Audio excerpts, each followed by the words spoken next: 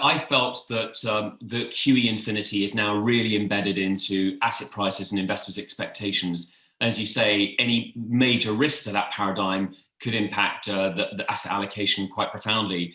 But I think we're still at a stage where central banks are injecting more liquidity. I mean, even before the announcement from the Chancellor this morning, I felt that central banks would work with the fiscal authorities to carry on doubling down on these funding for lending schemes. I mean, as you're talking about the UK, last year, 95% of all small business lending in the UK was guaranteed. And if we take out the first 2 months of the year, actually, basically, it was all guaranteed.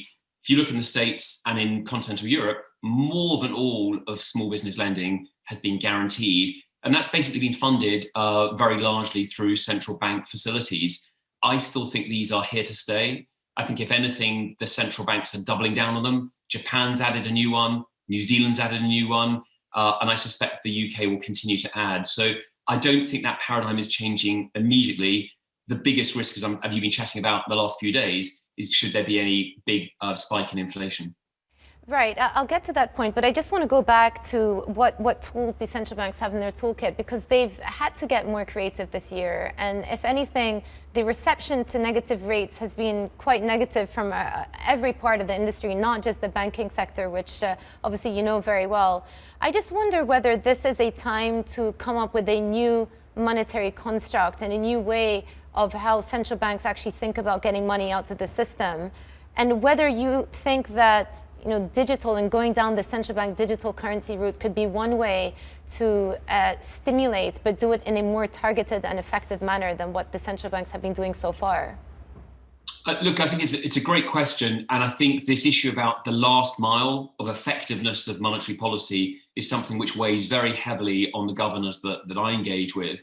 What does that mean? I mean, central banks know how to get money into banks and into markets, but their role has not historically been to get it to individuals or to small businesses. And in a way, the schemes which, let's be honest, were sort of, were borrowed from emerging markets. I mean, guaranteed lending to small business is something which has almost been fading in Western markets and really only used for special cases. Bringing that together, the combination of fiscal guarantees with central bank funding was in a way sort of an innovation at that scale in Western markets. And I think I expect to see further refinements in that. I mean, you mentioned, Jumana, negative rates. I mean, wasn't the most striking thing from last year, no central bank which already has negative rates cut them further. I mean, I think it was a failed experiment. I think it's an experiment which is corrosive to the banking system, but it's not really also, the more important thing is, it hasn't been driving loan growth, nor has it been driving inflation expectations. So in a way, it's a tool which has got serious side effects, but with very few positives. So I think the innovation could be then about getting it to retail.